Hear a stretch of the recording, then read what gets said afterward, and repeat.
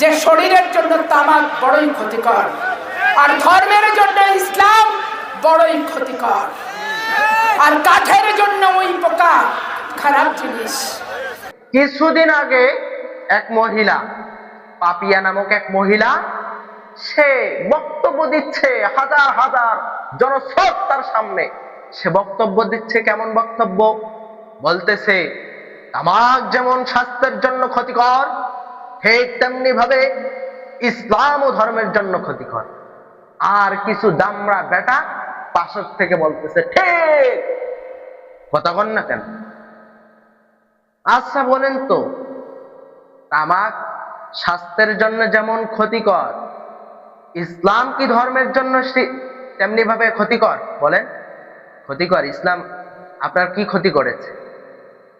এই সমস্ত উস্কানিমূলক বক্তব্য যারা দিচ্ছে তাদেরকে স্পষ্ট ভাষায় আমরা জানায় দিতে চাই, যারা ইসলামকে নিয়ে কটূক্তি করবে তাদের ঠাঁই এই বাংলার জমিনে হবে না।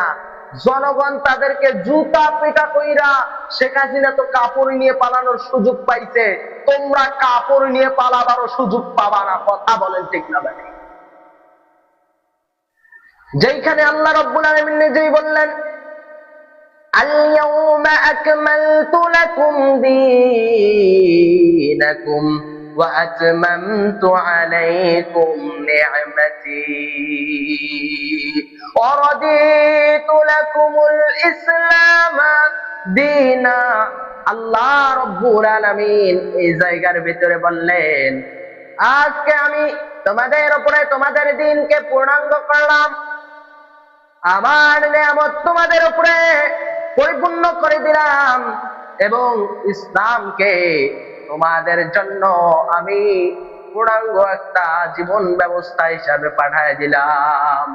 যেখানে আল্লাহ রাব্বুল আলামিন নিজেই ইসলামকে পূর্ণাঙ্গ কল্যাণকর বললেন, সেইখানে ইসলামকে দেহের জন্য ক্ষতিকর বলা, এইটা আল্লাহর সিদ্ধান্তকে বুইরা আঙ্গুল দেখানো ছাড়া আর কিছু হতে পারে না। আল্লাহ তাআলা আল্লাহর নবীকে রহমত স্বরূপ পাঠাইলেন, রহমত হিসাবে পাঠায় দিলেন। আল্লাহর নবীর সাথে সাথে ইসলামকে পাঠায় দিলেন। তামাক মানুষের স্বাস্থ্যের ক্ষতি করে, আর ইসলাম মানুষের চরিত্র গঠন করে। এই পাপিয়া নামক মহিলা ইসলামের বিরুদ্ধে এত কথা বলল, বাংলাদেশে কোনো রিয়েকশন দেখা যায় না, অথচ আমরা দাবি করতেছি আমরা মুসলমান। আরে ভাই, তামাক তো ক্ষতি করে স্বাস্থ্যের, আর ইসলাম তো মানুষের চরিত্র গঠন করে। তাহলে বুঝতে হবে এর চরিত্রের মধ্যে ভেজাল আছে, কারণ এর মধ্যে ইসলামের শিক্ষা নাই।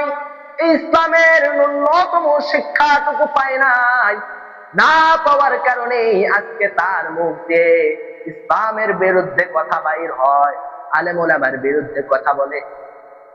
এদেরকে আমরা সতর্ক বার্তা একটাই দেই, খবরদার।